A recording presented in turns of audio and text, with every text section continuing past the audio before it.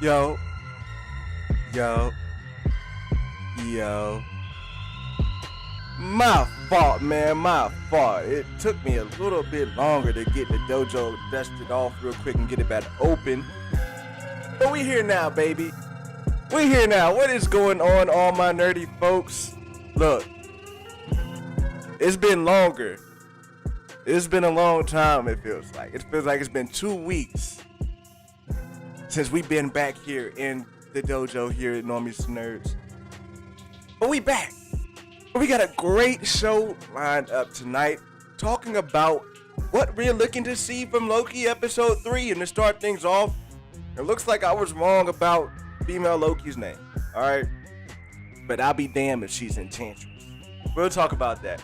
And then, yeah, we got some Black Widow news that I've been missing, but I really want to touch on, because, come on, we gotta get hyped. We gotta get things pumped up for Black Widow, right? And then, of course, I ain't even watched the stinking trailer yet.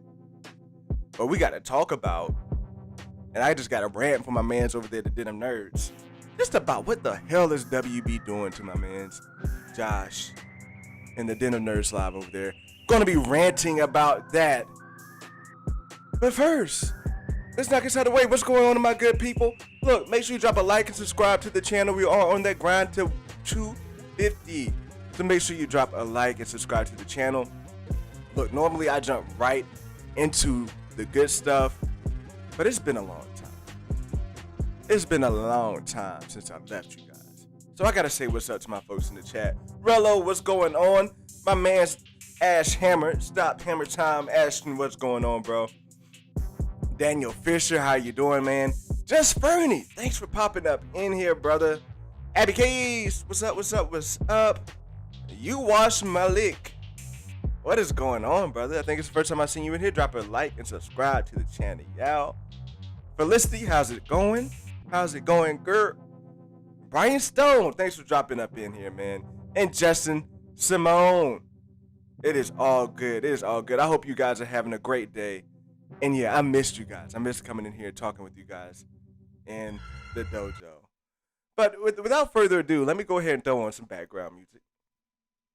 Let's get into the good stuff. So we are getting back on schedule, all right? So this is a Tuesday show because I got in late on Monday night. You know, honestly, I need to spend some time with the family. I ain't seen the family in 3 days. And, you know, it was Father's Day to miss, so I need to spend some time with the family. So I hope you guys understand that. But we were back on schedule tomorrow on Wednesday night, giving our raw reaction to Loki episode 3. Thursday night, getting sweaty in the breakdown on the around maybe 10:30 or what have you. Getting sweaty on the breakdown on Thursday night on episode 3. And then Saturday, regular scheduled program. That any other Marvel news that we have going on will be talked about on Saturday. And then we're right back with the Monday stream. So we're getting right back into the swing of things. So, yeah. We're back on it. All right, we're back on it. So, yeah, let me get some music in here. Before I get started, how hype are you guys for this episode of Loki? For episode 3 of Loki, let me know in the comments how hype you guys are for this episode. I myself am very hyped because I think that this episode is going to be a bit like episode 4 of WandaVision. You guys remember that? Episode 4 of WandaVision, where we got a lot of what in the hell was going on outside of the Hex. I think that's what we're going to get in this episode. I think it's going to be like that. All right, here's what the hell is going on from a different perspective. From a different perspective. Green Bear, how's it going? So yeah, I think we're coming in for a lot. I see a 9.10 in there from Brian Stone. I'm with you, bro. Like I'm expecting a 9 here. I'm expecting a 9. So that's one thing I want to knock out of the way. Another thing is here too. Look. I was wrong about saying that her name was Loki, okay? Apparently there's some toy leaks. There's something that came out with some toys that talked about the horns. It was like a horn merchandise box, and it said one of them belonged to Loki, and the other, Loki and Sylvie, are out there doing their thing in the universe. So yeah, I get it. It's Sylvie, but I still not like. I still think it's a female version of Loki. Okay? I still think it's a female version of Loki. Because the TVA, unless the TVA is really bullshitting us, dang, I think I cussed way too early in this stream. But unless the TVA is really playing us, I think that it is kind of weird that they wouldn't piece together that is not a Loki variant. They're pretty gung-ho that is a Loki variant. So in my mind, I'm thinking, okay, well, could it make sense? Could it just make sense? Damn, already? Already? We just opened the dojo back up?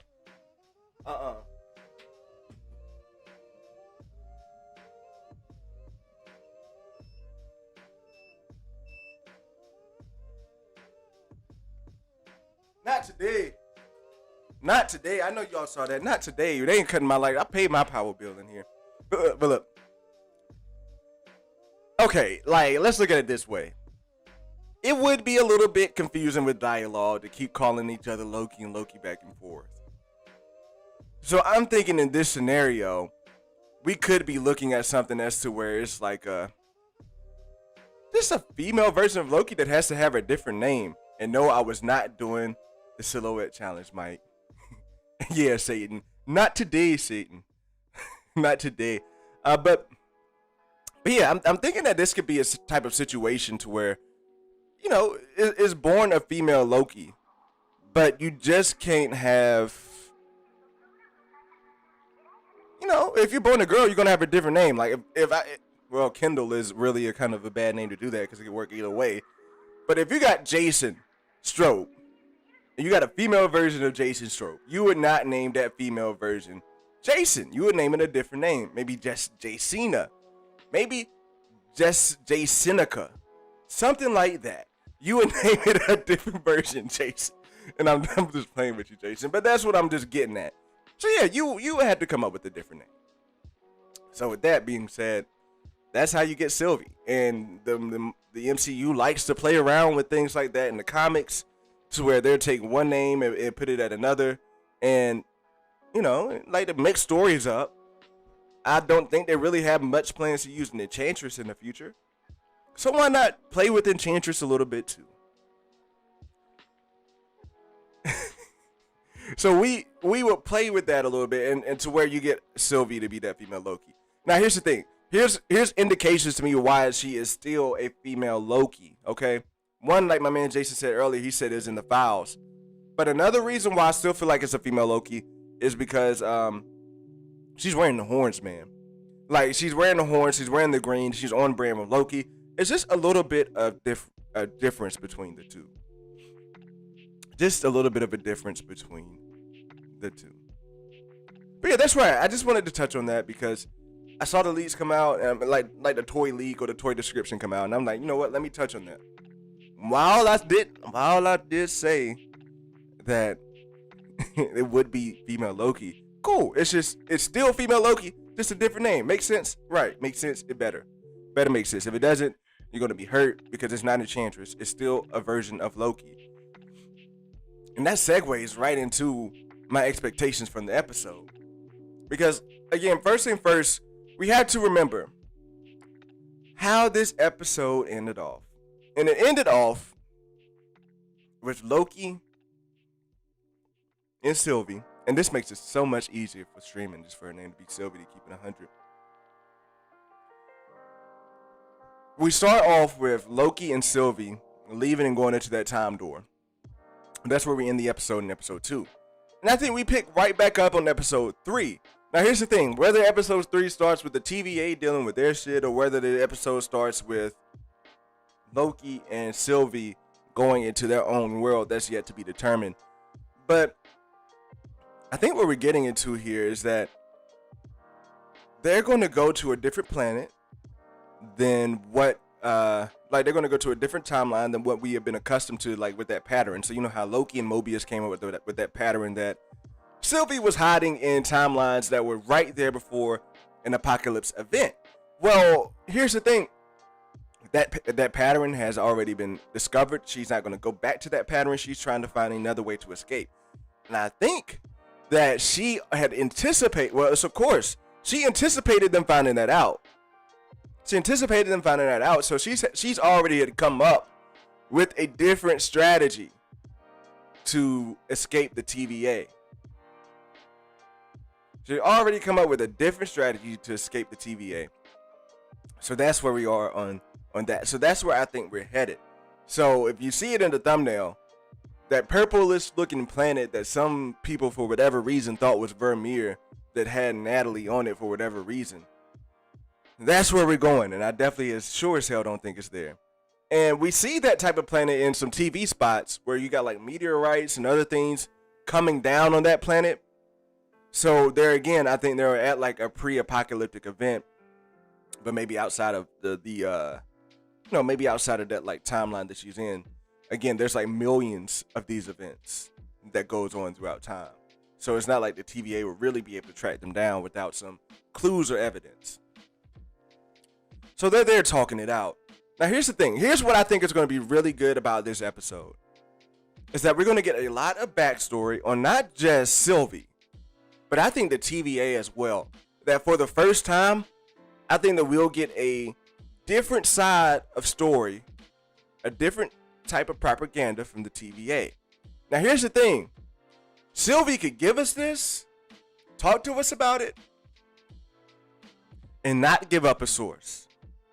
I'm still thinking that her source could maybe be someone like Kang, or even, those theories out there that it could be another Mobius out there playing around.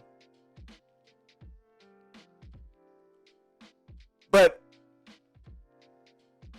she's probably given different propaganda than what Loki has gotten for sure, and a different story of what happened to the timeline. To where she is going to really tear down all the things, like she's going to really kind of open up Loki's eye to what the TVA really is. So yeah, I think that'd be kind of cool, interesting thing to get a glimpse into that. And like I said, like what we got in episode 4. Come on, like episode 4 was a lot of people's favorite episode in WandaVision. When it filled out a lot of what was going on, I think we'll get the same with this episode. We'll get a lot of an understanding of what's going on with the TVA, why we're here, what did they really do with the timeline, and all that good stuff. But also too, don't we kind of have to see how Sylvie, this female Loki, ended up becoming a female? Don't we kind of have to see that? Like, I would like to see how we got a grown up version of Sylvie. Because let's remember, if there's a branch in the timeline, and they snip that jank off real quick, right? Let's think about it. If there's a branch in the timeline that goes out, they get over there before it gets 5 metrics. And like those things branch quickly. Like I don't think it takes much for those things to really branch off. So we have to see how we got a grown up alternate version of Loki out there. Because Asgardians age slow as hell. And look, I'm not that hip to Asgardians, like as if they like maybe have accelerated aging with, like, cause something like the Viltrumites where they grow up really quickly and then they just kind of stay in that mature state for thousands of years, whatever. But we have to remember that somehow we got a full-blown adult Asgardian out here in a branch timeline. So one, we need that explanation about what happened to her timeline. How is her life different? How in the hell we have a female Loki that looks like she's the same age as the variant Loki that we're looking at right now, right? Should we say 1100, 130 Loki, Laufeyson, right? So we're looking at that, and here's the thing. When I was writing up my notes, I was like, yeah, we could hear her talking about it, but the best part, one of the best things about the show is that they take us there. They go that extra mile, right? Right, like this show, instead of giving us a solid demonstration of Loki's plan on the apocalypse scheme, they take us to an apocalypse to lay out exactly what he was saying. They take it the extra mile. So we might get a bit of an extra mile here to where we can not only look, I know I'm getting crazy. This is a little bit of fanboy dreaming. But imagine going out there with with Sylvie getting a flashback, going to Asgard and seeing variants of those Asgardian characters. Maybe seeing a variant Odin. Maybe they're on a variant timeline to where the women are running things in that timeline. Just whatever. Like, and maybe we hear a variant Thor in the background. Whatever. But I just think it'd be kind of cool just to go to have that thing laid out about her life. And I do think, like, I'm starting to come to the point now to where I'm thinking that she is a thread. That she is a loose thread from the multiversal war. Because here's the thing as well. The multiversal war could have been going this whole time while we were watching the MCU. And we could have had no idea. Right? Like, this whole multiversal war could have been going on the whole time while we were watching the MCU and had no idea that anything was going on. So it's like, she could be a clipped off version of that. She could be a clipped off version of this multiversal war that was happening. Maybe, maybe Kang went to that war. Maybe Kang pulled her from that war. Maybe Mobius pulled her from that war. But somebody pulled her and kept her as a bargaining chip. That's what I'm kind of leaning towards, because again, since the TVA has taken over, and we don't know how long the TVA has been in charge. We don't know, like, the TVA really could have became in charge during Endgame. Like, we don't know when the TVA actually took over, right? We don't know how long ago that multiversal war was. And that's a little bit, I don't want to get too deep into thinking there, because that gets into timeline thinking, and my head gets, look, if I don't got it written down when I'm talking about the timeline thinking, then I get off track. But yeah, my thought is that she could just really be pulled from the multiversal war. And maybe that is a flashback that we see. Maybe that's something that she explained to us, is that she could have came from that timeline. And yeah, I think that would be dope. If she is a product of that multiversal war, maybe saved by Kang, could be saved by Mobius. I like it. Like, I'm here for that. I am very much here for that. And I think that's something that we'll get explained. And we'll get a lot of explanation from her. We'll get a lot of explanation from her about what is going on. So, with that out the way, we have to think about what's happening with the TVA. I love how that rhymed, right? You guys like that rhyme? So the TVA is in flux. Like, they are really having to deal with what the hell Sylvie did. We saw everybody running. Going like, that is really like a nuke. Somebody really just dropped a nuke on the TVA with all of those timeline and reset charges. Now, here's the thing. I think that the TVA gets out of that. I think the TVA restores the sacred timeline and clips all those branches, because everybody was running. You had all those TVA agents running through time portals. I think that's exactly what they were doing, was going back to clip branches. So I think that we're going to come back on the TVA, and it's like they really just going to be kicking back. Had a long day fixing these things, and then they're going to get to talk. First thing first, my man Mobius is going to get chewed the hell out. Oh, this beat just got a little groovy. But yeah, first thing first, my man's Mobius is going to get chewed the hell out, right? Because, like she said, like my homegirl Justice Renslayer said in episode 2, no more chances. Even though she said, look, Loki didn't really F anything up in episode 2 when they went there to the carnival scene. What did he really F up? But either way, they considered that a F up. So there was like, no more chances with Loki. Mobius, no more chances with you. Like, this is it. And right after she said that, the next time she takes Loki out into the field, this shit happens. And not only that, Loki decides to run away. That makes Mobius look even worse than anything, is that he was wrong about Loki wanting to run away, right? So we have to look at that. We have to address it. We have to address it with Mobius, and like, he's probably gonna get chewed out. I don't think he'd get terminated or anything, because here's the thing. He's probably gonna be trying to push like Loki, did you he's probably gonna be trying to push that Loki was the one who's just going with her. So here's the thing. He may be thinking that Loki is leaving with her to get more information. And I think that that's what he's trying to say. Is that, look, Loki is actually maybe working our side. He's gonna be like, look, maybe Loki is working our side. Okay, we don't know why he went with her. But I believe that Loki is good. And that he went with her for a reason to bring her back to the TVA. Okay? Something like that's my Owen Wilson impression. I hope you don't hate it. Look, I need my man's old cat back so I can get that impression. But yeah, like I think that's where we're headed. That Mobius is gonna get chewed out. We're gonna get some more kind of hints, maybe. I want to get some hints of her other secret analyst, right? Like I want to find out more about that other secret analyst. I don't think we'll see that other secret analyst. I know it's a terrible impression. I know. But I don't think we'll see that other analyst until the end of the series. But when I say the other analyst, I am talking about Kang. I think Kang at this point is that other analyst. I don't think we'll see him until the end of the series. But I would like to get some reference. Maybe her saying this other maybe her saying that, you know, this other variant, this other analyst would never let this happen or whatever. But I think that other analyst is working with Justice Renslayer. Because here's the thing, I mentioned this earlier, that Justice Renslayer looked like okay.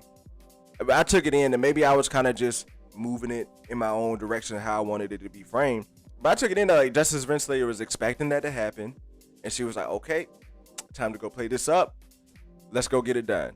And at the end of the day, this whole thing is to find a way to the TVA timekeepers to get everyone out of the TVA.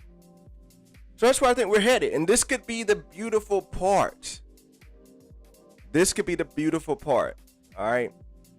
If we're headed to Sylvie saying, okay, the TVA time, she's having this conversation with Loki. And then she's saying, okay, the TVA timekeepers are out. Let's go do this thing. Loki goes with her. Loki's like, I'll help you. Let's knock it out. I think she's out there to try to destroy the TVA, to try to kill the timekeepers or whatever. Maybe just trying to blow up the TVA. Who knows? But regardless, she is going to be going to the TVA headquarters and Loki is going to be with her. And Loki is going to... Here's how I think we're ending the episode. I think that Sylvie is getting close to doing what she's getting ready to do. She's maybe coming to the timekeeper door. What have you. Next thing you know, Loki knocks the hell out of Sylvie. I hope Loki don't get canceled for hitting a woman. But look, Loki knocks out Sylvie and captures her for the TVA. Here's the thing. Who is Loki playing? Whose side is Loki on? To me, it's three sides right now. It's Sylvie's side, it's the TVA side, and it's Loki looking out for his damn self. And I think that we'll see at the end of this episode that Loki will be knocking out or incapacitating female Loki in order to have good graces with the TVA. Yeah, and I think that's how we end. I think that's how we end. And I mean, who knows? Maybe he even gets to the door to get ready to open up the door to the timekeepers. But then again, I don't think if the timekeepers are real or not, I don't think we'll see them until maybe episode 5 or 6. But something has to happen. I think we're going to lead up to an all-out war at the end of the series. So something has to happen. But either way, like I'm saying, the end of this episode, the cliffhanger is that Loki turns her into the TVA. That's my bet. Is that Loki is going to turn her into the TVA. But let me know what you think is going to happen in the comment, guys. I'm really curious to let me know what you guys think. What you think the cliffhanger is going to be. All right, I don't need to see paragraphs of the whole show theories like I kind of went through. I just want to see what you guys think, the cliffhanger, how we're going to end this episode. Let me know in the comments and put a fist in the chat if you would like to see Loki knock out female Loki to get her into the TVA headquarters. Put a fist in the chat if you're down with that. So look, before I read in the comments, I'm going to go knock out a couple of show notes again for some folks who just join in a little later, and it's all good. First things first, let's knock out the show order. Like I said, we got to come back tomorrow night at 9 o'clock. We're going to be reacting. Just reacting. just chatting, just talking about Loki episode 3, just how crazy it was.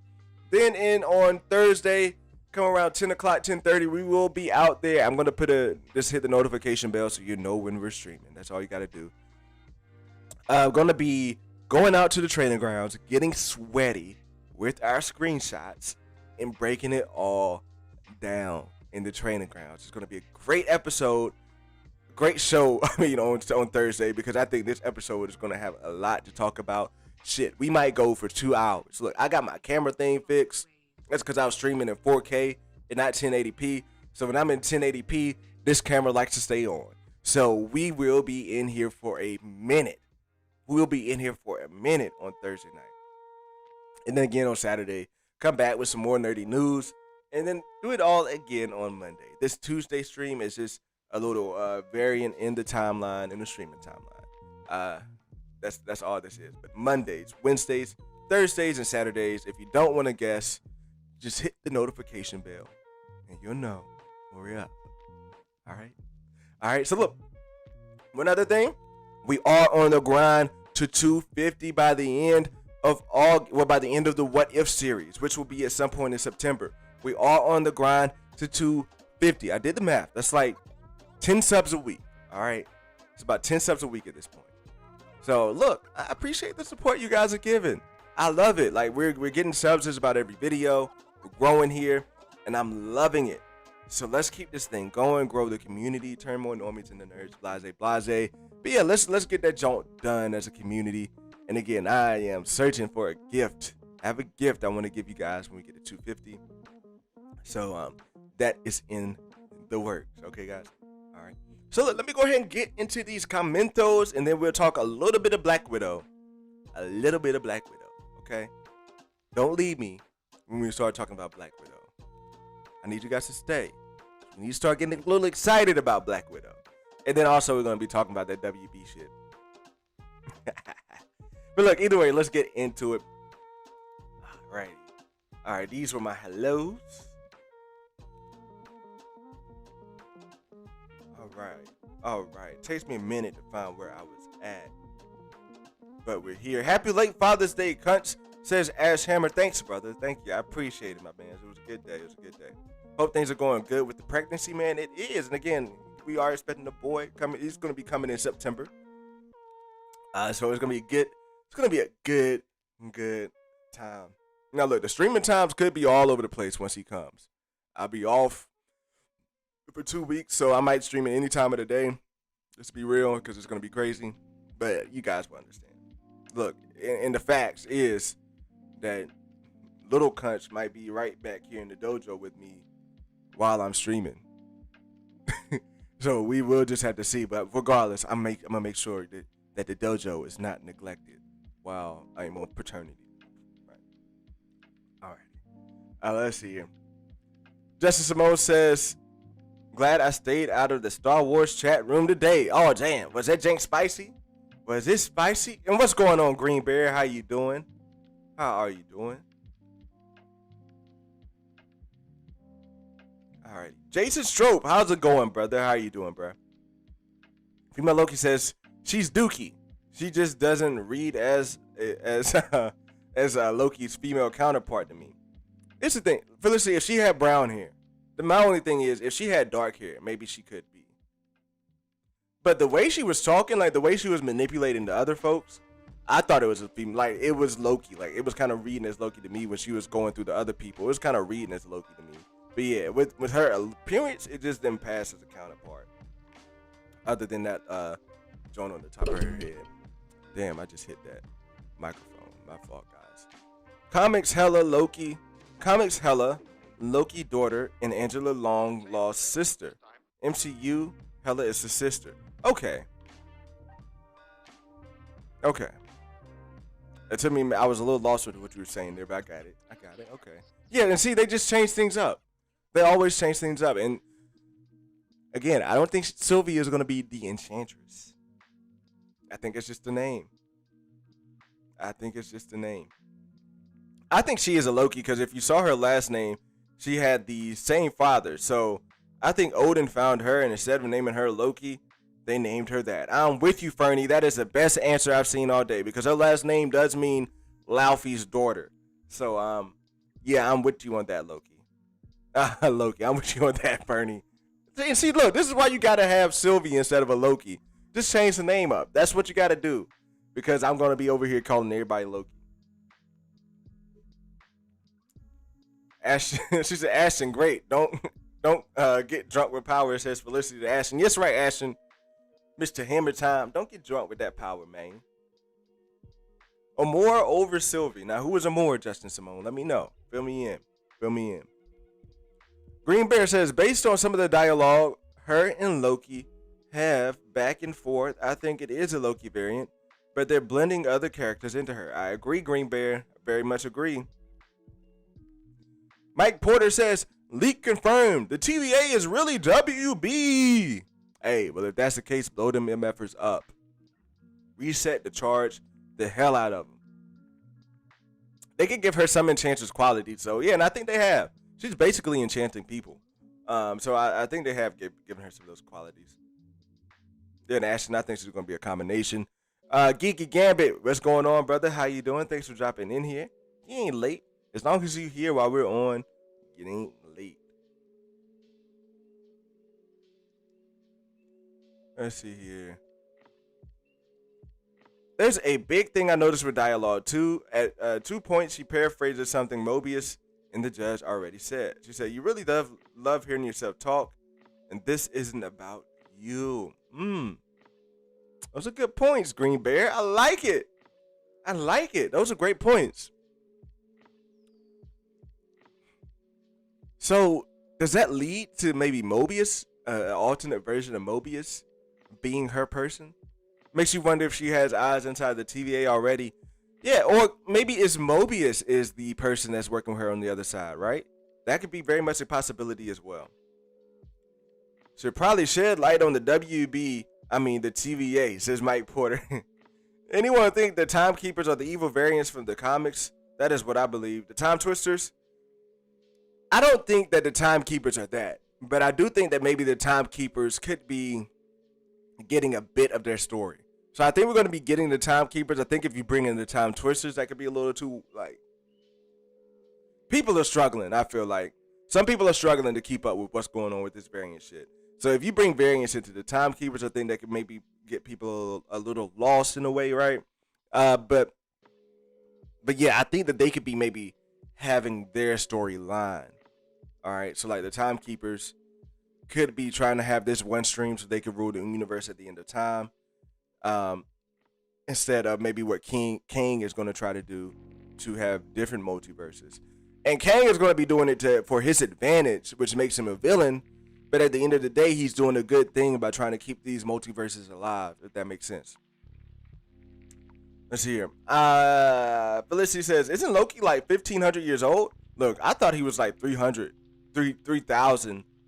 years old. Actually, somebody looked that up in the chat and put it in there. I was about to look it up, but somebody else looked it up.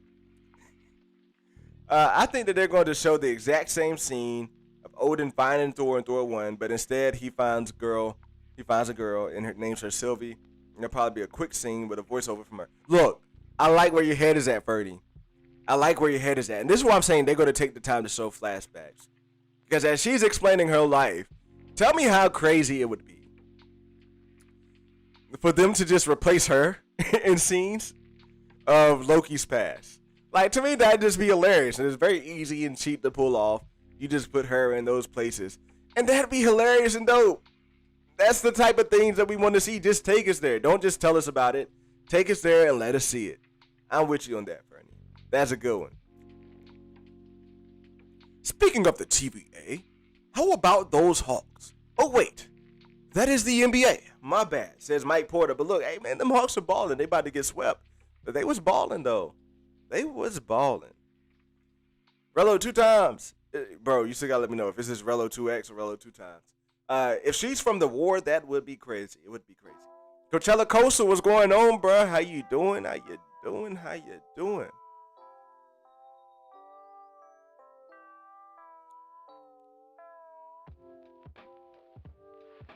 Let's see. I'm just trying to get down to these comments. you in my. Hey, wait. To the right of Kendall. Is that an Emmy? Yes. It is an Emmy. An actual Emmy. But not a national Emmy. I won this Emmy working in news when I was working in Norfolk. Mwah. It's actually heavy like a real Emmy. But yeah. It's a regional Emmy that I got while working for the news. As we had one of the best crime story. We had the best crime story in the region from Maryland, Delaware, and Virginia. My reporter and I was a cameraman at the time. We put together the best 24-hour crime story in the region and got an Emmy for it, which was dope. And it's something that a lot of people fight for in their career. And I was hyped because I got it in like my first 2 years. So hit the peak real early, right? But anyway, yeah, it's a real ass Emmy. But yeah, I keep it here for me just to remind me of the greatness of what you can bring into the dojo, right? All right, yeah, it's a real Emmy. It's a real Emmy. I ain't faking it over here. I ain't capping. How was the TVA dumb enough to let him have his powers in that reality? I mean, I wondered that too. He wanted to take the daggers, and she was like, hell nah, but he still got his powers. But I don't think he necessarily used his powers like that. I don't think they would have maybe been that. If he wanted to stay around, here's the thing. They didn't have anything to lose taking him to an apocalypse. Because one, he needed them to stop from, because he would die if he stayed there, right? Actually, no. He could have just branched off into his own little thing.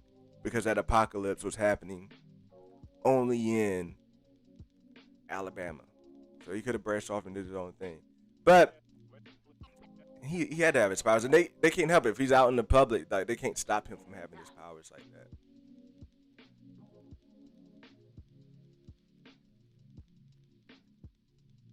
Damn. I just jumped off. Kendall took the Tesseract to go back in time and be a producer to win an Emmy. Shh, don't tell the TVA. All right, Mike Porter, I hear you. Green Bear wants to know where it got the Emmy from. I think Kendall's trophy is the cliffhanger. Hey, all right, I see the fist in there. Green Bear doesn't like the theory, I guess, because you put a little crying face. Well, we couldn't find out. Well, we could find out Loki isn't the first Loki variant that Mobius has taken in as a protege. That is very well true as well. And I am starting to like the theories that the side analyst isn't Kang. I am kind of liking the theories that the side analyst is another version of Mobius, and to me that could be cool as well. To have multiple versions of Mobius. So yeah. She says it's not the hair. Okay. Felicity, it's not the hair. I feel you. While you're at it, show us the Suicide Squad 2 trailer. Really, Mike? You want me, look, I'm over here trying to get 250 subs. And you want me to show the trailer that get me cut out for a week? Nah, man. I know you're joking, Mike. I know you're joking. Hey, B. Grissom says 250. Let's go. Yeah, let's get to it. I think we can get to that 250 by the end of What If. Justice Simone says Amora, the OG Guardian Enchantress. Sylvie, a mortal Loki. A mortal that Loki gives powers to. Okay. All right, that's what I was figuring. But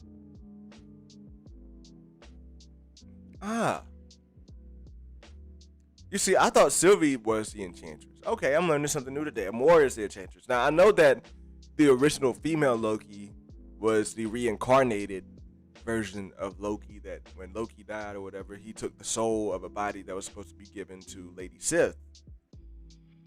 He took over that. Okay, that makes sense though. I think all the members of the TVA are mind-wiped people from timelines, from destroyed variant timelines. Maybe Sylvie and Mobius are low-key, no pun intended, working together to stop the TVA. I like that, Fernie. I like that, because I was thinking that too as well. Like, what if these folks are variants of great people from other timelines that have just been brought in under the control to make this shit happen? Because they look like humans, but you also got to wonder too how they have these superpower strengths. That's what made me think that they were also made because It seems like these TVA agents are pretty strong. Unless they're just powering down Loki. Like, I'm still trying to figure out how strong Loki really is, as he got thrown around like a rag doll by a human. Alright, let's see. What's going on, yo? It's Loki's day. Let's go, Marvel Maniac. What's going on, bro? Damn, I just dropped down. See, I think Thor is 1,500 years old, and Loki is 1,100 years old in the MCU. Okay, cool. Yeah, I used to be a cameraman, and I still work in news. I'm a camp now. Like every day in news, you gotta do you gotta do everything in news now. You gotta do everything.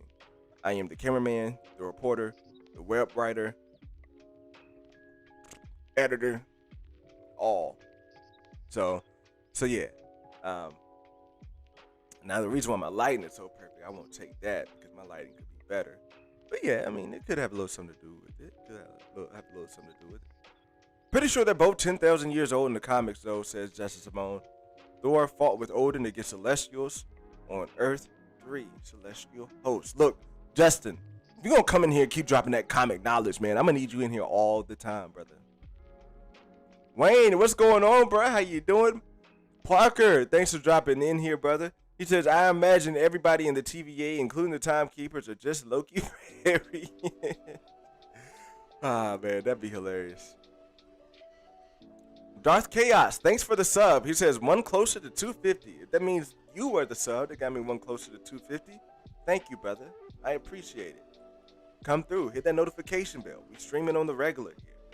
He says, I need my Loki fix. You came to the right channel, my man. You came to the right channel. It's going to be cool to have Lady Loki showing Loki around and going through different apocalypses. I think so too, Ashton. Like I said, this show doesn't seem to be holding anything back. If there's something they want to show us, want to explain it, they seem to be going all out in the explanation. So that's what I'm hoping to see there. All right. I think we're there. I'm wrong. In the comics, the third host event 1,000 years ago. But I know Thor is older in the comics. I'll be here, brother. Okay, Justin. I got you. The ultimate troll theory that none of this is real. Loki is just in hell getting tortured by Mephisto. It is Mephisto. Hey. Mephisto gotta pop up somehow. Not playing. All right. Before I keep reading these comments, let's get out of here. I want to talk a little bit of Black Widow, okay? Just a little bit.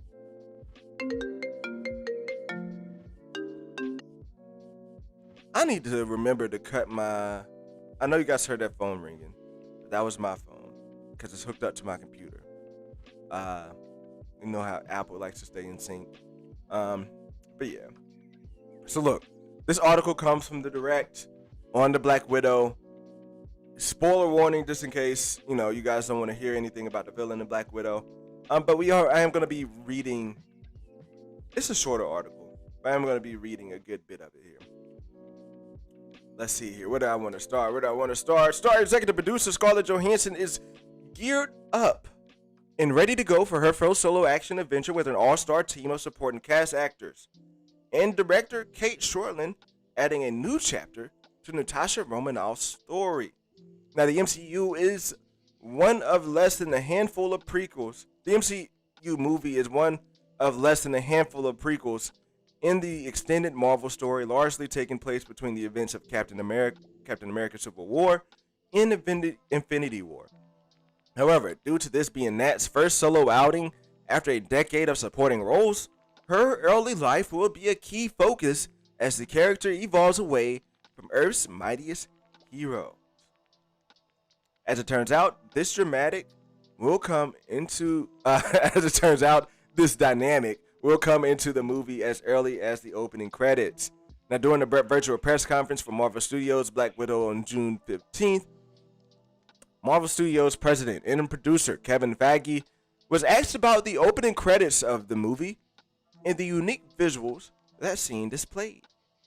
Feige touched on how the credits' unsettling imagery, such as its inclusion of crying children, was able to set up the stage for, here's a quote, was able to, quote, to set the stage for all of these women and characters in the movie. He expanded on this. He expanded on this as a result of Ray Winstone's villainous Dreykov being, quote, so evil in his dealings, end quote, that helping to be one of the, quote, rare opening title sequences that really helped set the tone of the backstory for Natasha's character. Now here's the last bit. Look, I know we can get a little bit dry when we're reading here, but here's the last bit of the quote that I'm going to read here. We needed to set the stage for what both of these women and all of these women and characters had been put through in their past, and exactly what Ray Winstone, the villain of our piece, had done.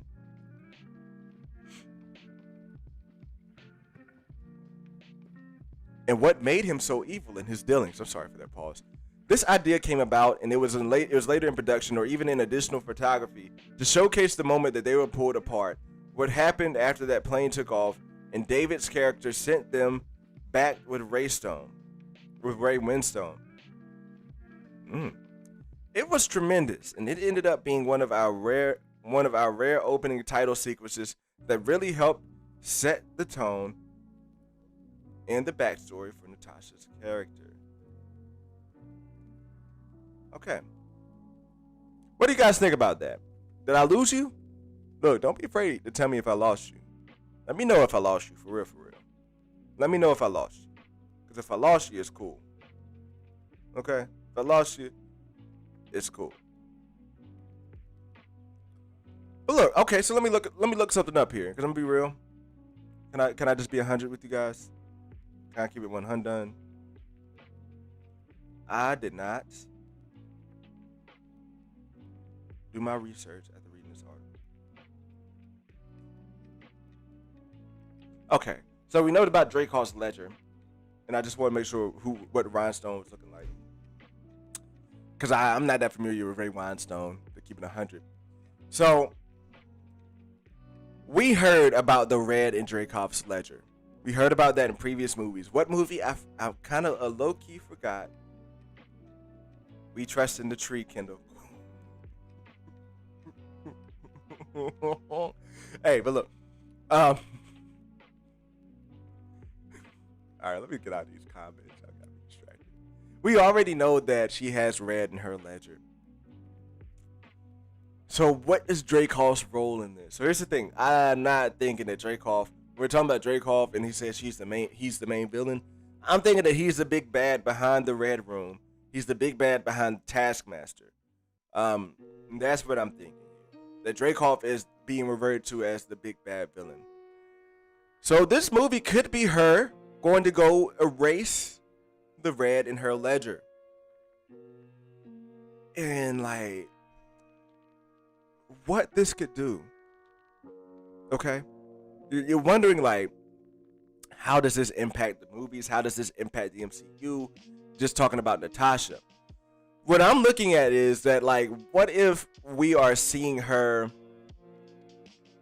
clearing her ledger? Because, again, next time we see her after this movie is in Infinity War. And then we see her later on where she dies in Endgame. But how much more would this hit if when we see Natasha, she's clearing off her ledger, clearing her mind as a way to where she feels at ease at dying. That we see why she felt so at ease at feeling ready to give her life on Vormir. Not just for Clint, because I feel like she would have definitely given her life for Clint. She loved Clint like a brother. Like, I think she definitely would have done that.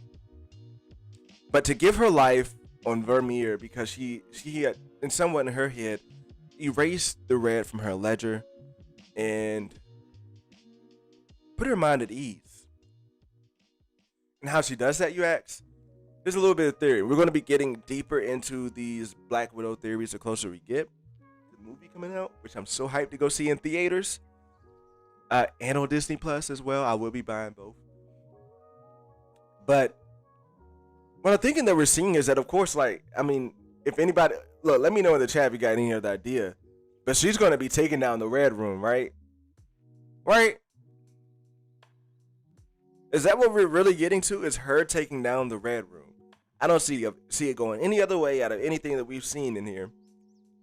That she's going to be taking down the Red Room and going against them. Going against the Black Widow organization. But again, I think that this episode, this movie here, its purpose is going to be to really help us connect more with Natasha and the sacrifices she made with giving her life. When it comes to Natasha. Now, when it comes to the folks around it here, around the movie, of course, we're getting some more Yelena Belova, who I think is going to end up being brought into the Dark Avengers. Not maybe because she wants to, maybe because, well, she could want to. Maybe she feels like it's the right thing to do. Or she could just be in blackmailed to get into it. Or she could just be straight up fucked up and want to go there. Who knows? I got to write out that part of my theory. But regardless, I see Elena being brought out into the Black Avengers. I do see a scenario to where David Harbour's character, Red Guardian, dies. I do see a scenario where he's not really out there anymore. Because there was another Black Widow story. Okay? There was another Black Widow story where the Red Guardian, David Harbour, was saying that he would love to go head to head against Captain America. And he described it as the both of them were nuclear arms races. So what the hell is Red Guardian? How old is Red Guardian? And two, he definitely has some type of version of the super soldier serum in him. But I just don't think that he's going to be somebody that lives on in the MCU. And then also when we get down to Taskmaster. What in the hell is Taskmaster? Like, who the hell is Taskmaster? Now, I think the obvious thing that's being dangled in our face, I'm forgetting this dude's name. Black Widow love interest. MCU. I put Black Widow love interest. MCU.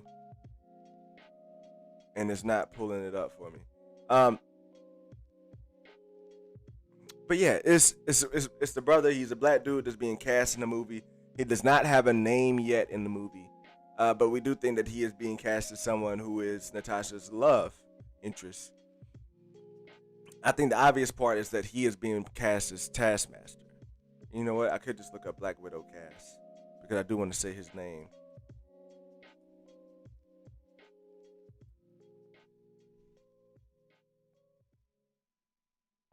OT. I'm just gonna say OT back.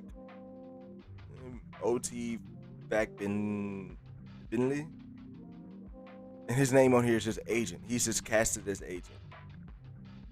So nobody has really been cast. Nobody has really been cast to be Taskmaster, and this guy doesn't have anything under his name, but he's been heavily promoted on posters and stuff. Like he's been somebody that's been included. So I think that the thing that it could be dangling in front of us is that he's Taskmaster, but on the other hand, Rachel Weisz's character, I think that she could very well be the Taskmaster as well, and that kind of go on brand with what they're trying to do with this whole, mission to include ladies in here, in the MCU. So she could be a dope ass villain. Regardless, honestly, I don't know how to really say this. I don't really give a damn who Taskmaster really is. Like, I'll be real with that. I mean, maybe if it was somebody that we had seen in the MCU before, that'd be cool. Honestly, I don't honestly give a damn who Taskmaster is. But what I do want Taskmaster to be is dope. And I want them to make it make sense to where he isn't maybe a superpowered human. Maybe Taskmaster uses his mask in order to be able to mimic these skills in a technology type of way. But to where maybe the whole suit is being used. The whole suit is what does these things and not necessarily Taskmaster. Now, it takes Taskmaster's brain to execute these moves. But the whole suit is what really pulls them off. So, yeah. Taskmaster made me want to see the movie even more, but people TB how he's let them down, how he's a letdown.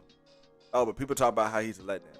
I don't think he'll be a letdown. It's just that I'm just not hyped to figure out who's behind the mask. To be 100 with you, Honestly though, like, and that could just be a bit of what has come from not being around the movie. To be real with you, like just the waiting for the movie. Because honestly, I don't have to get up and go to want to talk about this movie.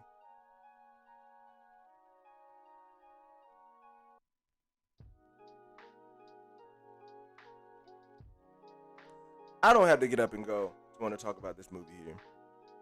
To keep it 100 with you, but I do want to go see it. But it's just like every time I see some promotional stuff, I'm just like, eh.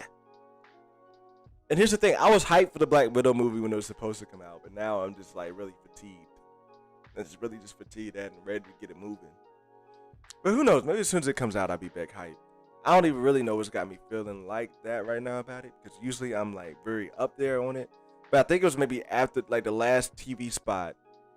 I don't know if you guys remember, like when we hit our high number then at the point of the 20 people in the stream, and I was just starting to talk about Black Widow and it broke down. Maybe that was like 2-3 weeks ago.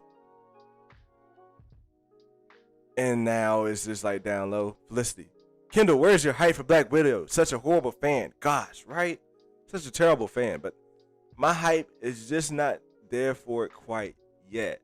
Now, I want to separate my hype from my expectations. I still think it's going to be a really good movie. I'm very much excited for it, but I can't say very much excited for it. I think it's going to be a really good movie, and I'm going to go to the movies to watch it. I'm going to buy it on the stream. But, yo, with this Loki shit that's popping off right now, with like my mind, my head, my whole nerdy brain is focused on what's going on with the multiverse. My whole nerdy brain is focused on what's going on with Loki. So at this point, I am just kind of like, all right, I'll watch Black Widow, and I'm going to be going to the movies to watch it. But it's not like, I think it's going to be a great, like, I think it's going to be a good/great movie. But I'm just not really like gung-ho on it, right? Like, I'm not really in the mood to do a whole dedicated stream on Black Widow at the moment. Now again, maybe when we get a little bit closer. What are we out? Like, we're like 3 weeks out, maybe 2 weeks, 3 weeks out. I think this Friday it'll be 2 weeks. So yeah, maybe we get a bit closer. I'll be a bit more excited to talk about it on the stream. But that's just where I'm at right now with it. See, I might sound like a bad fan, but Eric Shaw, what's going on? He says, but Mephisto might show up in Black Widow. He might. That could bring people out. Geeky Gambit says Rachel Weisz / Iron Maiden equals Taskmaster. I think so. It could either be her or it could be my homeboy. Who? Let me just read his first name. OT. I'm gonna call him OT because his mama named him OT. Could be homeboy OT, not Genesis. Daniel Fisher says there's a lot of hype about the ScarJo and Pew relationship. That should be interesting. Now here's the thing, yo. All right, can I be 100? That is one thing that got me hyped on that one trailer that they got, where they were in the car, and they were running away from some agents, from some Red Room agents, and Florence Pugh took over that scene. She took over that scene from Natasha. That was like a Florence Pugh trailer. She kicked open that door and kicked the people off the motorcycle behind her. If Florence Pugh brings that energy throughout the movie, that's going to be dope. And I think it's essential. I think it'll be essential that she brings that energy and that she brings that during the entire movie, because we have to get hyped up for her to be having a major role in these movies moving forward. When I say major role, I just thinking like maybe something similar to what we saw from Natasha throughout the whole MCU saga. So yeah, I am very high on seeing Florence Pugh's performance, because that trailer there got me excited for that. But like I said, it's just a little bit different. I'm thinking it's going to be a great movie, great movie on the borderline. I don't think it's going to be a bad movie, but you know, I'm about like 60% good, 40% great on it being like, you know, whether it's going to come out. But Regardless, I'm going to go see it. I'm going to go enjoy it because it is going to have some things that set up the future of the MCU. Red Hulk to be the last one that I want to talk about. I think we are getting a setup to Red Hulk. You're going to have that Soviet, the Red Guardian. He's going to be getting that Red Guardian super soldier serum into his hands. And it's going to play around with it and fuck up like Bruce Banner did. That's where I'm seeing it. That's how I'm seeing it go down. And that Soviet is what's going to make him red. That's what I'm thinking. Thinking that's what's really going to bring out the Red Guardian. And that way we can have Red Guardian for the She-Hulk series. So yeah, if it sets up multiple properties, I'm with it. I'm very much with it. Marvel Maniac says Black Widow is going to be great. I'm super pumped. All MCU all the time for all time. Now I'm with you there. It's all MCU, baby. It's all MCU.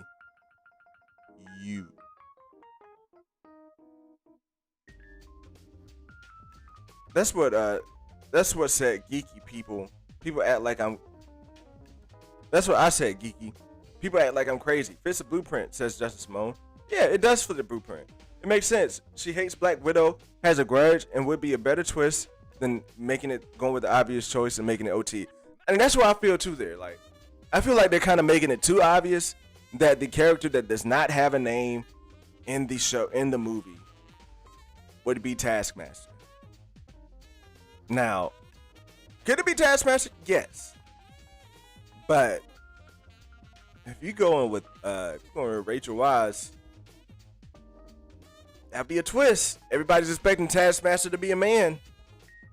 And that'd be a twist. Now look, Marvel has already pulled this on us once. We knew it was female Loki coming. But look, they pulled that it's a man. But no, pull back the hood and it's a woman thing. They're going to do this again. If they do this again with Black Widow, that's like their last chance.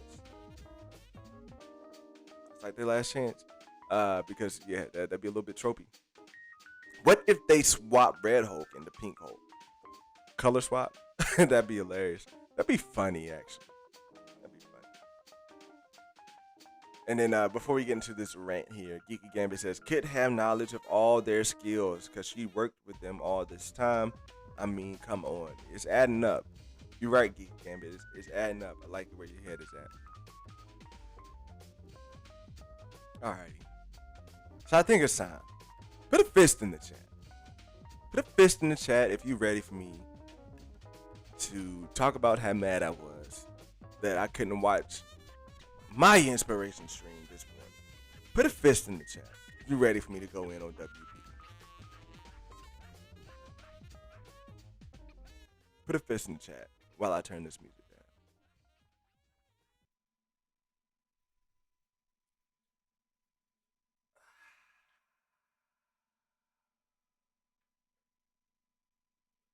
Where do I begin?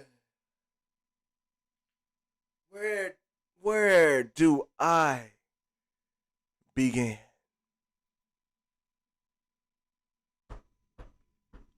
First off, okay. This is unscripted as hell. I ain't write shit for this. Normally, I don't condone this type of behavior in the dojo. So you know what? Let's get out here to the final round grounds.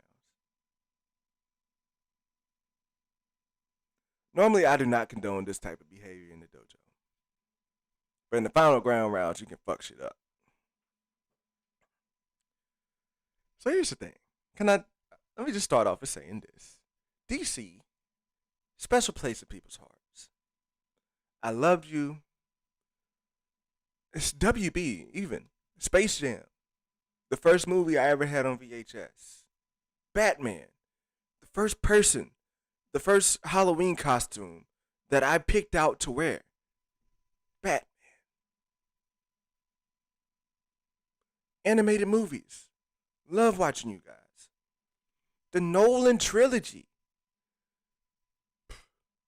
Got me deeper into superhero shit, to keep it 100.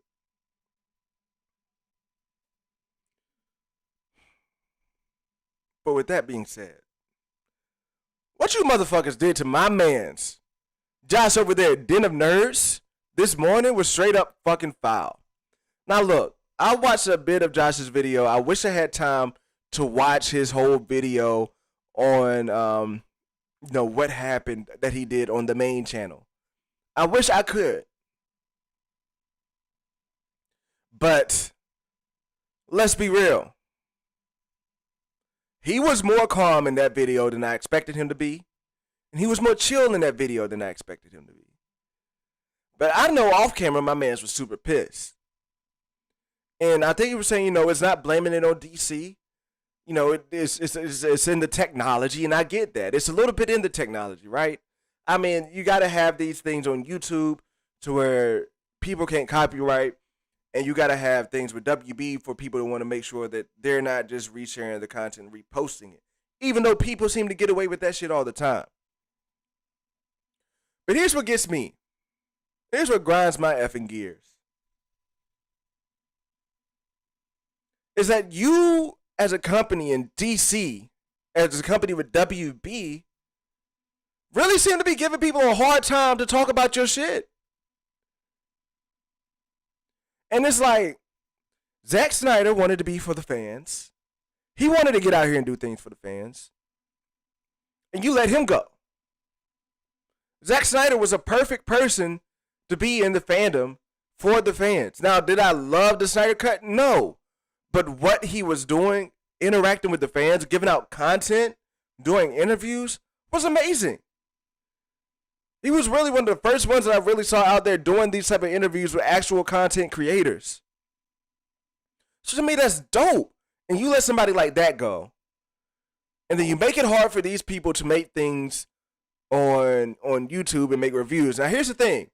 It's not, when it comes to YouTube and reviews of stuff like that, I was doing, I started off with WandaVision doing just doing recorded takes, and I had parts of their things on there. I was trying to emulate things that other channels were doing, just using little bits and pieces.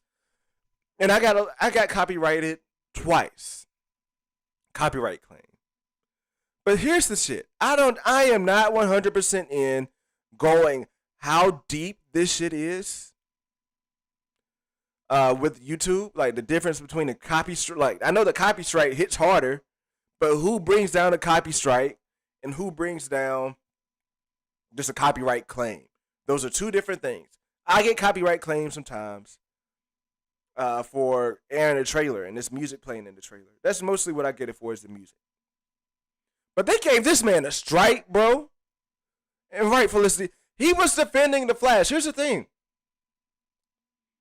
Here is the thing. People are starting to get on the good graces side of the, people are starting to maybe talk a little bit nicer about DC stuff. Like this Flash stuff that came out, the Shazam suits that look dope. I'm pretty sure he was going to talk about that. DC was coming up on a day where you have Loki coming out tonight. We're going to be talking some DC stuff. I was going to be looking at the trailer, talking about the trailer myself. Now I hadn't even watched the damn trailer because that put a sour taste in my mouth. Now look, I'm going to be real. I know that they aimed this shit out at millions of fans. And not to slight my man at all, because he is what you're striving to be. In the grand scheme of things, the 500 to 1,300 people that are over there that did a Nerds live streaming channel in the morning, well, you're just a small piece, right, of their grand scale audience. But at the end of the day, with a channel like Josh's and where he is, you have to be aware of what they do, of what we do here on YouTube. And that is talk about things that come out. Talk about things that are dropping. So part of my shit is on DC and it's on WB, because honestly, when you have the following that Josh has, it's something like that, as big as a copy strike,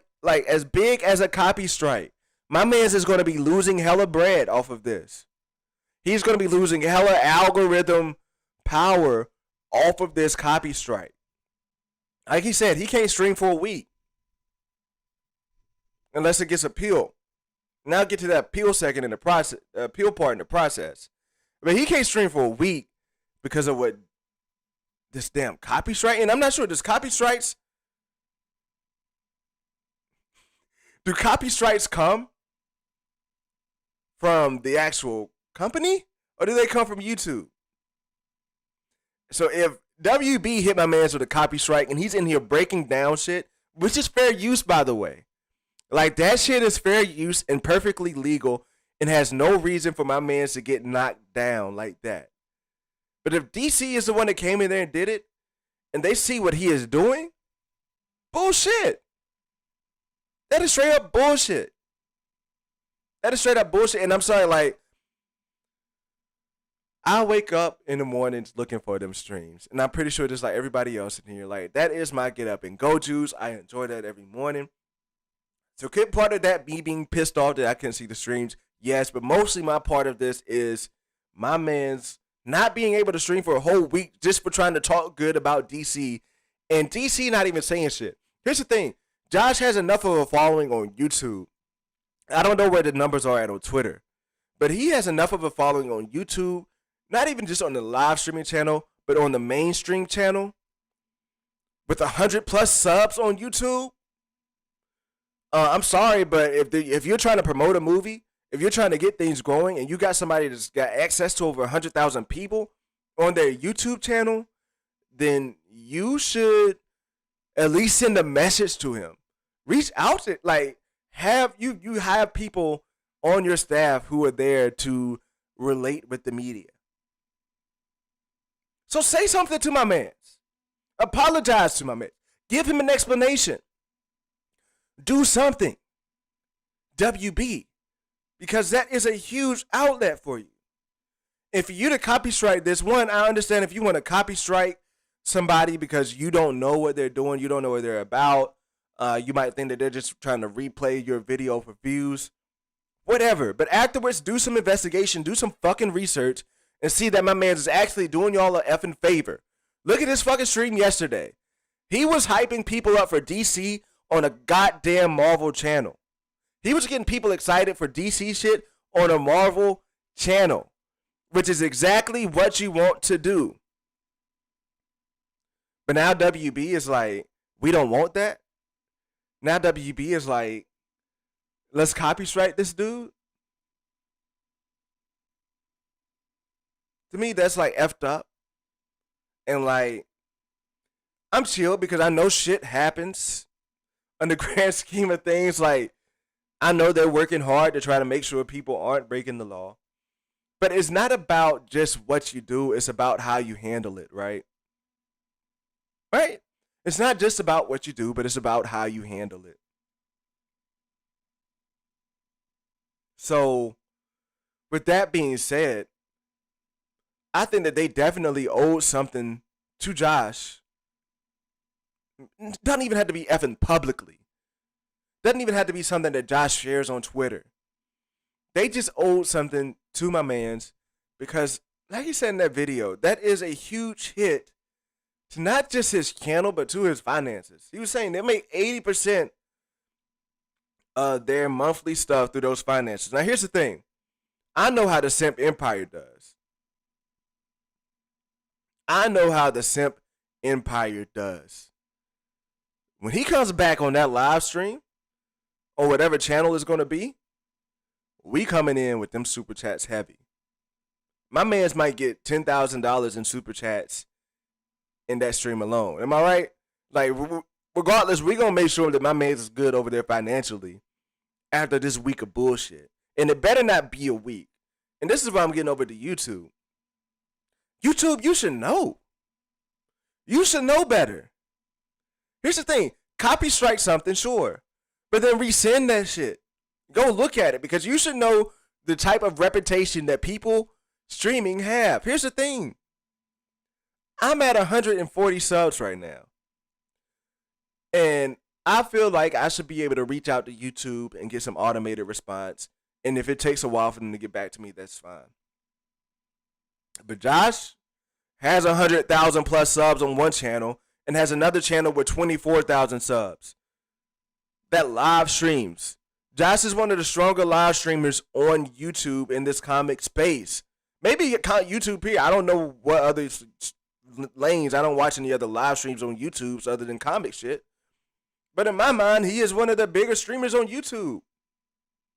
I can't think Star Wars Theory and John Campier are the only two fucking people I know that I follow on YouTube that get more people in on a live stream than Josh, especially when it comes to this nerdy shit. And that's just from my view. But regardless, my man has that much going on YouTube. You guys are trying to promote live streaming. You guys are trying to get things going on live streaming. And you don't answer him? You don't answer him? That's what really pisses me off. And that's what kind of is a little disencouraging me. Because look, I can understand lowly old me reaching out to YouTube, wanting to get my questions answered like that, and not getting an answer for a couple of days or maybe even a week or two. I can understand that shit for where I'm at right now. But for someone like Josh to be making what he does on YouTube, to be building on what YouTube wants to do in the future with this live streaming stuff, to be able to go against maybe Twitch. I think that's what they're really trying to do, is to come at Twitch and really be able to go bat for bat with them live streaming. Like, they're adding the polls. They're putting new things on there for live streamers to use. YouTube is building into this live stream community.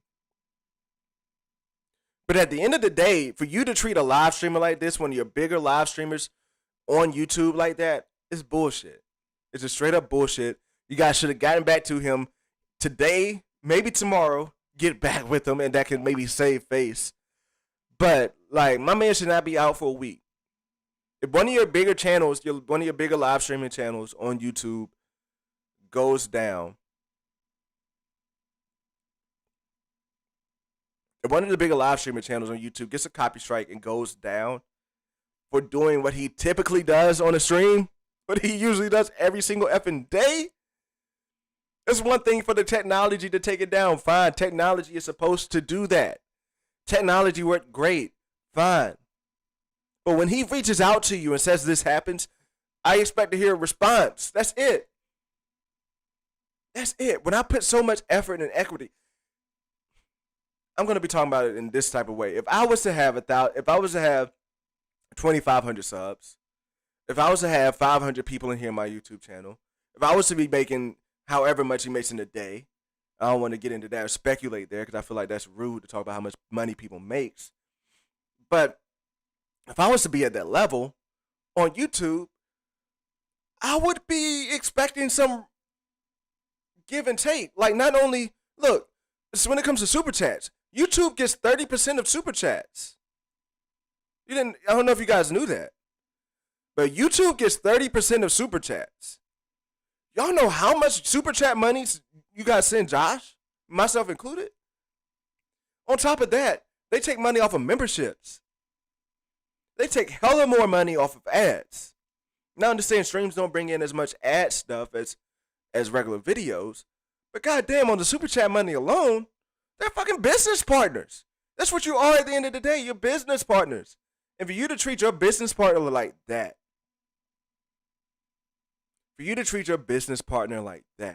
someone who, if you look at John Campier, he goes to another source to get his super chat money because he doesn't have as many, like, he don't want that split coming in with YouTube. That's clear.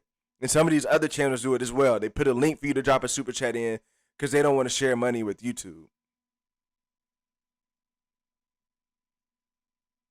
But for Josh to be loyal to that system, to keep the super chats in there, for you guys to still treat him like that, it's effed up. It's effed up. Now look, could be way too early on this. Now look, if they get a person on the phone to him tomorrow, then that's better on YouTube. But if they make my mans go a whole week through this technical process after building what he's built on YouTube, that would make you, at least make me kind of reconsider some things. Like, do you value the people on here working with you? Do you value the people who are on here making content, growing this avenue? Again, like I said, live streaming on YouTube is just getting started. It's honestly just getting started. People's brains on YouTube are still wired to watch these short videos, edited, pre-produced videos, And maybe not so much as like beautifully edited stuff, but they're here to just watch things and get out. You don't have people who watch videos on Twitch to watch a stream, to watch things and be there for a minute. But slowly but surely, this live streaming community is growing on YouTube. And that's what YouTube wants. At the end of the day, I think they really want to take out Twitch and become the premier live streaming channel, premier live streaming source. And YouTube just shits on a live stream like that. Like, that's, to me, that's effed up. And like I said, I get how technology works. So like my pissed off thing isn't even really on YouTube. It's really not even on WB. I think that their things work the way that they're supposed to do. You are supposed to want to copyright certain things. Like, I think that's how it's set up. It's supposed to do. Like, you're not supposed to want things to go uncaught. But at the end of the day, those are things that could have been handled as a copyright claim instead of a copyright strike. That's the effing difference. Is that you copyright claimed my man's. I mean, you copyright struck my man's. Took away his channel for a week, hitting his pockets. Instead of just claiming it and handling it after the video and reviewing that shit and letting the video go on. Shit, something's got to do better. Something has got to do better. Because even on YouTube, look, I even got a copyright claim when I sang that little verse on Gold Digger. When somebody put in the comments and I sang it, I got a copyright claim on that shit. That's how broke this shit is. That is how broke this shit is, and they need to fix it and get on their shit. But YouTube ain't gonna ever fucking see this because they don't give a damn. They don't give a damn. They do not give a fuck. Because at the end of the day, where is Josh going to be coming back on? Whenever they let him? YouTube. Where am I going to be streaming on? YouTube. Where are you guys going to be watching us on? YouTube. It is the source that allows us to stream. A great service, but fucked up sometimes if you ask me. And yeah, WB, you owe my man something too. I know I started off the rant. I know I ended the rant on YouTube. But at the end of the day, this comes back to WB. Because this shit doesn't happen on Disney's. This shit doesn't happen on Star Wars or MCU shit. This shit doesn't happen there, right? We'll never go through that when we're watching something MCU. So what it really comes back to is this initiative, this precedent that DC has set to have this stuff happen. We can sit here and watch a whole trailer and replay that chain over and over again on some Marvel stuff. And the most we might get is a copyright claim on some music. But when it comes to DC, you want to copy strike my man's whole channel. And I even remember when we was watching trailers for the Snyder Cut. They was giving them a hard time watching that. Granted, that was for the music, but still they was giving them a hard time to watch that shit. So DC just got to step that shit up because it's effed up. It's just 100% effed all the way up. Eventually, I will watch that trailer. And look, I was kind of getting more hype for the Suicide Squad trailer, but I'll see it when I see it. I'll see it when I see it. And yeah, that Shazam pictures, those Shazam pictures, they look dope. Believe me, I've been waiting to talk some DC stuff over here. But we'll get to it when we get to it. I don't want to show the wrong thing and get a copy strike on this channel. So we'll talk about DC shit when we get to it, I guess, right? I guess we'll let DC, and I guess all these other streamers should let DC just do their own thing.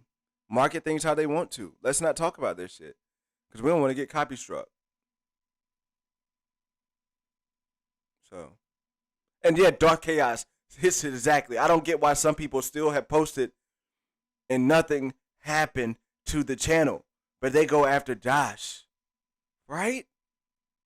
Right? Look. This is not even just DC, WB. I've seen people post whole fucking trailers of WB shit. Not even. It's just reposted trailers of WB shit. Nothing seems to happen to them. But you go in on my man's. Ooh shit. You go in on my man's Josh. Like, nah, that's fucked up. That's 100% fucked up. But rant's over. Hey, Josh is too much of a Snyder simp. You got on their radar somehow. Could be very much true. Could be very much true. But let me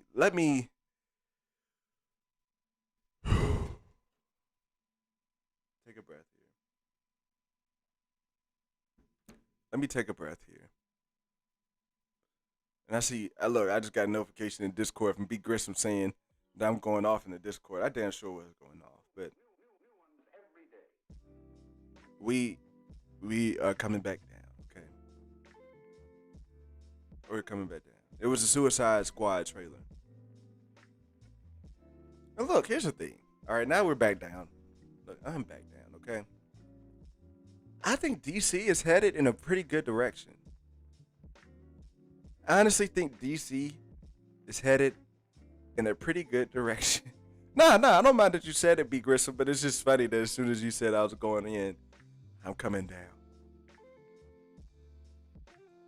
Nah, I think DC is honestly headed in a pretty good direction with their content. Like, I like the things that they're doing. I like the way they're even changing up these outfits, like keeping some of Josh Snyder stuff in the Supergirl outfit. I love the Supergirl outfit. I love the Shazam upgrades that they gave. Like, Shazam looks so much better than the tease that we got at the end of Shazam 1 compared to the tease that we have now with how they're looking in those suits. They are really going up. And I like it. Like, with this Flashpoint stuff, look, this could either be the best DC movie that's been done since the Batman trilogy, or it could be a flop. But when it comes to the whole, like, when I said Batman, I'm really meaning Flash, but Batman's involvement with Michael Keaton in the multiverse, like, if they can pull it off, I think they still have an avenue to keep Ben Affleck, to keep Batfleck, which will be a huge win. And I will be here for that because Batfleck is honestly the best Batman I've seen, but he hasn't had the best movies. All right? Like, my favorite Batman movies are, of course, the Nolan trilogy. But when it comes to my favorite Batman and what Batman brings and represents, especially the type of Batman that we get in that we got in animated shit, Ben Affleck brings that for me. So, like, I think there's taste. I think there's a taste for everyone to get their own thing here. And I think that the DC might have learned a couple of lessons. That they might really be trying to get things right a bit. But when you do shit like you did today, and again, like I said, if they wanted to shut down my man's stream and they did that by mistake, fine. But clear that shit up. To me, the clock is ticking. I said 24 hours, but honestly, they're a big corporation. I'll give them 48 hours to address, not publicly, not from a CEO or nothing. You got plenty of people who are hired in media relations. I give them 48 hours to really just come out and, like, send a message to Josh. Even YouTube, like, get in contact with me. Get my man's stream back on. DC, clear some shit up. If it was them. Again, I don't know how this shit works. But if it was DC that sent down that copy strike, clear this shit out with them. It's not about what you did necessarily in this instance, because maybe it was technology doing what technology is supposed to do. But you gotta take a look at what you did and apologize for it. You gotta take a look at what you did and answer for what you did, instead of just letting it go. Instead of letting my man just be out of his work. Instead of getting in my man's pockets for a whole week. It's like my man's been suspended from work with no pay. My man's has been suspended from work with no pay off of some shit that he does on a daily basis, off of some shit that other people are still doing, and he's the one that gets suspended off of it.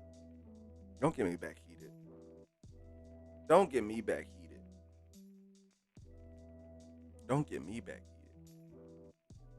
Yeah, like I said, like DC has opportunity. Honestly, Batman, Superman, top two superheroes, brand recognition out of any other squad. Now look, here's the thing. Outside of that, Batman and Robin, Superman, brand recognition ain't that dope as compared to how much brand recognition Marvel has. Marvel has more depth right now with brand recognition on superhero characters. But the top two superheroes, this one straight up brand recognition. You go to anybody, anywhere, and it's still, you go to anybody, anywhere, and they still probably recognize Superman and Batman first. So like, DC has opportunity on their hands. I'm a little excited for what they're doing with Discovery, and maybe building that out. But they just gotta work on their fanship, bro. Like this would never happen on a Disney stream. It would never happen if you're talking about Star Wars, MCU. It would never happen. So it can't happen when you're talking about something in a good way. He's talking about it in a good way with DC here when he got copy strike. So that's all I gotta say. That's all I gotta say on it. Is that it just I feel for my man's. I'm sending out prayers and energy because look, I know that the time and sweat. He looked cool, like he looked chill on the video that he posted on the Dinner Nerds channel. But to be 100, we know the sensei. We know the Iron Nerd, Josh over there. He puts his heart, he puts his soul into making us fans of this nerdy shit, into bringing us and providing us with quality nerdy entertainment. We know that that's what he puts his heart and soul into. So I know he was crushed. Like pissed off, yeah. But in the inside of being pissed off, you're pretty crushed. And the ways that he's trying to grow this channel and make things happen, I feel for my mans. Sending out prayers and good vibes his way. Because that's not nothing easy to deal with. Like I said, my man just got suspended from work with no pay for a whole week. And it's like nothing that he can't talk to anybody about it to get that shit fixed, it seems like. Like, yeah, it's pretty fucked up. Like, I would think if you were really in a partnership program, that you would have access to talk to a human fucking being about something as big as a copyright strike. And if you're in a partnership program and you have that many subs, you should have a number to be able to call somebody. And, you know, not saying that they should have people to call for every little problem, but if you get copy struck, you should have a number to be able to call for that. Have some way to be able to talk to somebody. And like I said, I just know my man's is really, I know what that hit my man's. I ain't saying that for sure. I can imagine it hit my man's. That I can imagine that it made him feel a weight this morning. Like it really let it down. So regardless, like I said, when he comes back this week, regardless whether it's on the Dinner Nerds channel, whether it's on the Dinner Nerds live channel, regardless of which one that he comes back on, I know for damn sure that we gonna make sure my man recoups what the hell he lost, because that's what the hell we do. And we gonna go hard for him in the super. My man's gonna be like, all right, no more super chats. And motherfucking Mr. Anderson, Brian Stone, Felicity, you one of the big ballers in there too. I'm gonna be real. I ain't one of them big ballers to throw 100 in the super chat. I might throw a 20 in there. I ain't one of them big ballers to drop the hunduns. But the ones who be dropping the hundreds in there are gonna be going so hard to drop the hundreds in there. It's gonna be wild. But yeah, it is what it is. Now, let me get to some of these comments, because my man's Justin Simone said, nope, facts are hard for some people to follow. And I think he was talking with Eric Shaw. Why are they doing the multiverse when they can't establish one universe? Look, here's the thing. That's why I'm saying it's either hit or miss. Because honestly, with what they're doing with this whole Flashpoint multiverse thing. Seems a little bit, doesn't it seem a little bit reminiscent of when they made the Justice League? Doesn't that seem a little bit reminiscent of when they made the Justice League? To just jump into something that Marvel is doing. They haven't established them damn selves. And look, they've established it over there on CW. We're talking about an actual movie, right? So that's why I say it's either going to be a huge hit or a big ass flop. Because they're taking a chance. Either people are going to fuck with it or they're not. Really, and to make this first Flash movie, like, we can't even just get a... Oh my god. We can't even just get a Flash movie before you give us a whole Flashpoint movie. We get a Flashpoint movie before we get a actual Flash movie to fucking establish the Flash. You just want to jump into the multiverse just to say you did it when you did it. It's gonna be wild. It's gonna be wild. Like,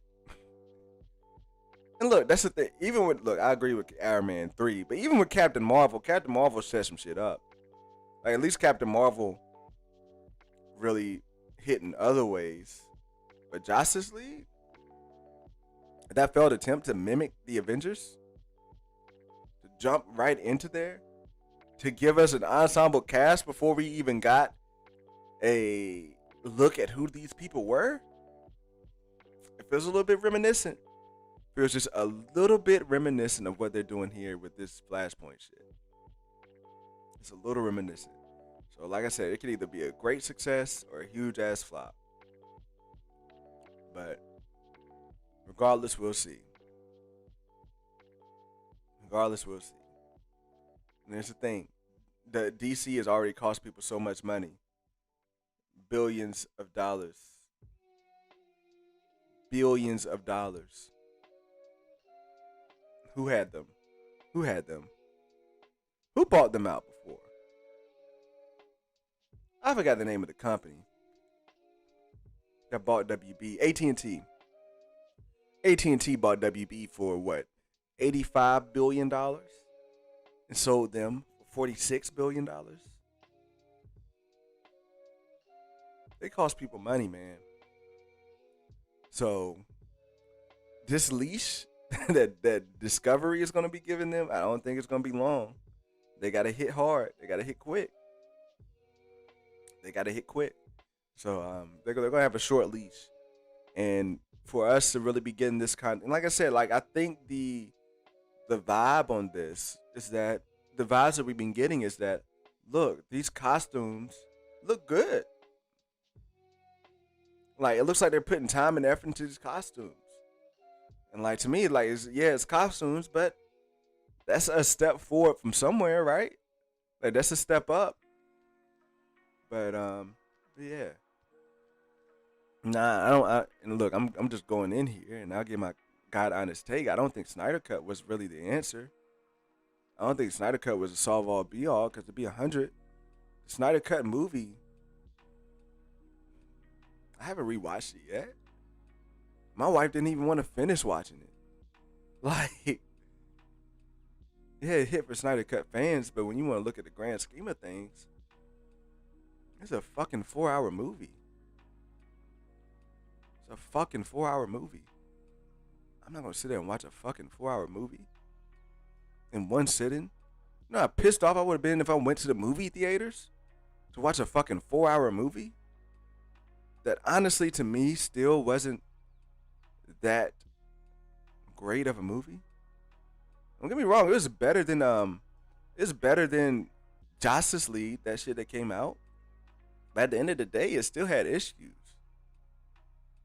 Like, at the end of the day, it still was. The one thing that people harp on out of a 4-hour fucking movie is Superman coming up at the end and beating the shit out of Steppenwolf. And that's the one thing they want to harp on?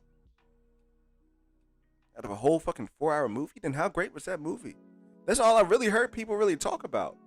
Now, I know more people were fanboying, but when I've heard, like, people outside of this community talk about it, all they really talked about was Superman. That's all the meme. The only memes I see about that movie are Superman coming up there and stopping Steppenwolf.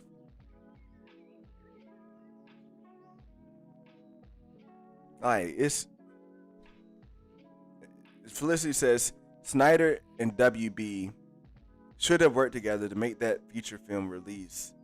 That is what pisses That is what pisses me off about it. I feel you, bro. I mean, I feel you, homegirl. I feel you. Like, it's just like, yeah, it was a good gift to the fans. What's going on, Vito? We're winding down here, and I'm sorry that I'm not gonna run through the comments. I'm probably only gonna go for about 10 more minutes, maybe even 5. Like after I'm done talking about this point. But sorry if you just missed the Josh video, the Josh rant. Shit. Either way, what I was saying is, like, even with like the Snyder, like I don't think the Snyder cut could have saved WB. Like if they sent Snyder cut to the movies, I think it would have lost so much money. And I'm just keeping it real. Like, you would have had your loyal folks there, but your loyal folks don't give you a $1 billion movie. You need a mass appeal. You need that mass appeal. And the fact is that I think they still needed to just take the time and flesh this movie out. Now, for what Zach had to do to catapult this series, to catapult the movies, I give him props for that. He really had to he had 2 movies. He had Superman, and then he had Man of Steel, then he had Batman versus Superman, to really try to catapult the DCEU into the realm of the MCU, whatever, and then to start Justice League. I can see that. Like that's a fucking task. That's a real task to get to. But to really keep it 100 with you, it just wasn't it. If you need 4 hours to tell a story and make it good, how good are you really? People talk about the extended cut of Batman versus Superman. That's fine. But normally when you watch an extended cut, it's normally not as good as watching the regular cut, because it's like, okay, I can see why this stuff was cut out. You tell me you couldn't fit in good stuff in 2.5 hours, maybe even 3, then how good is it really? So yeah, I don't think the Snyder cut would have saved DC. And I don't blame them from cutting ties from Snyder. Now here's the thing: if you wanted to keep that vision alive and keep doing things moving forward with like maybe a series or doing things on HBO, cool, work it out.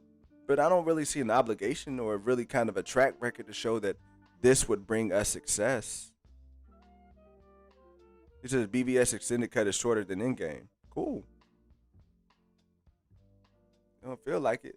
I got gripes with Endgame though. I ain't really hype on Endgame like that. I'm not really hype on Endgame like that. I keep it 100. Endgame doesn't really. And I'll see you later, Eric. We're about to get out of here soon too. Like, I'm not really hype on Endgame like that, because really, Endgame made us sit there for 2 hours and fall asleep. Shit, they could have even made that Thanos fight harder than what they did at the beginning of the movie. But I damn sure almost fell asleep watching Endgame. Infinity War is damn sure better than Endgame. Infinity War brought the action that Endgame should have brought. And that's 100. That's keeping it 100. Like, there were so many other ways that they could have made Endgame better. It just makes like could have made Endgame so much better. Now look, the Endgame got saved. All right, Endgame got saved at that last hour. Endgame got saved for that last hour. But at the end of the day,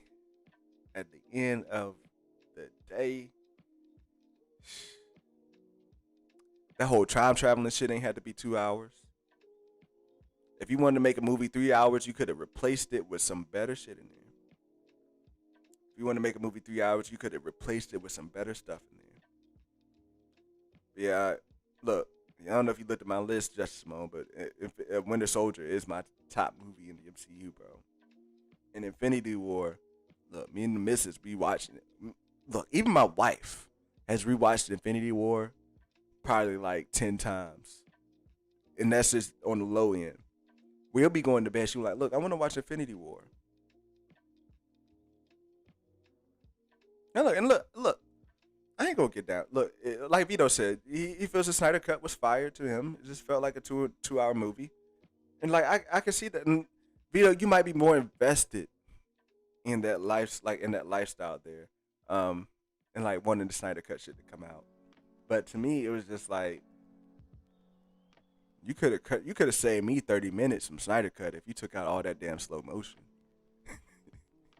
Like all that god doggone slow motion in Snyder Cut. I was like, sheesh. Now look, Snyder Cut had positives, man. Like I said, like I really like Cyborg and Snyder Cut. Like Snyder Cut had me like. There was a point when I was watching Cyborg and Snyder Cut, and it wasn't really even about Ray Fisher. It was more about it wasn't even really about Ray Fisher. It was more about just watching Doom Patrol. Like I loved the Cyborg and Doom Patrol so much that when he was struggling with what he was going through in Snyder Cut, it related to the struggles. I related that to the struggles that the Cyborg has in Doom Patrol, and that really made me feel more for that Ray Fisher Cyborg. If you get what I'm getting at, like that just connectivity from a different multiversal thing. That way I was like, okay, like I can see how this multiversal shit could work. But just, dude, I just won't here for a 4-hour movie, man. This is it. Oh, I'm sorry. I just was not here for a 4-hour movie, bro. I just wasn't here for it. And then again, to me, it was like, it's just nothing in there that makes me want to go rewatch it or anything like that. But look, again, still, it was better than Justice League. And to be real, it was better than, you know, if you want to compare it to MCU stuff, I mean, it can maybe fit in the top, like, you know, it might be better than 1/3 of the MCU movies. But yeah, Felicity says shit, an hour and a half for sure. Like, yo, that, look, he went hard on that slow motion. All right, and that slow motion was off of me. But look, I'm getting out of here. I've been going for an hour and 45 minutes. Which is well deserved, by the way, because your man's had the dojo closed on Saturday, and I was closed on Monday. That's why you got a Tuesday stream. But regardless, come back tomorrow. Ah, shit. Look, it's time to get out. It's time to get out of here. Got the ghost in here taking my battery off I'm taking the battery off my. Look, there it go. All right, catch us tomorrow. To catch us tomorrow. Oh God. Oh God. What's happening? What's happening? Look, like I said, as I always say, I'm your Normies Sensei here, Master Cunch here with Normies to Nerds. Go watch something nerdy, whether it's MCU, whether it's Star Wars, whether it's Amazon, whether it's Netflix. Go watch something nerdy. Go watch something nerdy. Notice I'm leaving something out tonight. Go watch something nerdy. Share it with a friend. Turn them normies, bring them here, turn them into nerds. I'm your Normie Sensei here, Master Cunch with Normies to Nerds. I will catch you guys tomorrow. And again, on the grind to 250. So make sure you share it out with your friends. Let's grow this channel together, and we'll get there, baby. All right, I see you all. Much love to everybody who was in here tonight. I love every single one of you guys, and I will see y'all tomorrow. Peace.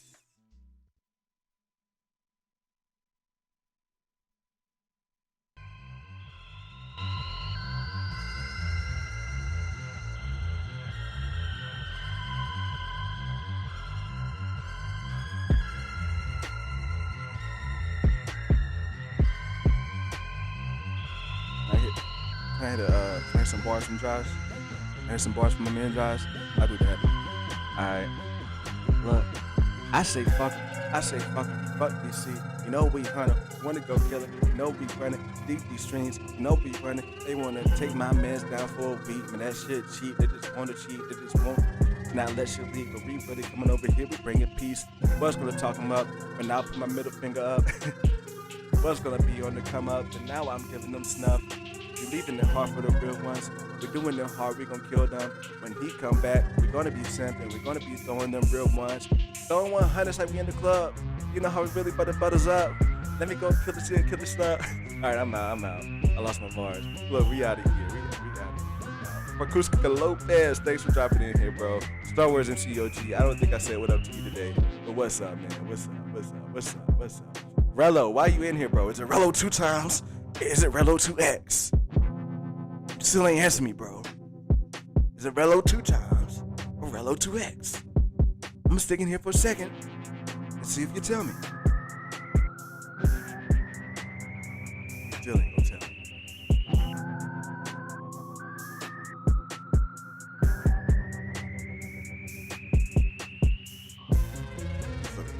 Two times. All right, bro. That's what I'm talking about. I knew it was 2 times. Yeah, I knew it was 2 times. You might hit him for that. You might hit him, bro. What's going on, Neo? It's all good. Hey, thanks for just dropping here in at the end, bro. Come back tomorrow. We'll be on regular schedule programs. All right, yo. I'll holler at you guys later. I said that prematurely because I like to cut off my stream in a certain way here. And y'all getting one hell of a stinger tonight, ain't you? Ashley. You stick around for the bars. Ashton be the main one asking for the bars. I don't even see him in here talking about it. He probably need to stick around for the bars. That's what a moderator. That's what happens. You make somebody a moderator, and they get all high and mighty, want to come in late, leave early. I see how it is, Ash Hammer. I see how it is. At least Felicity, she stick around. She here for it. Look, I'm playing with y'all. Hey, I'll catch y'all on the next one.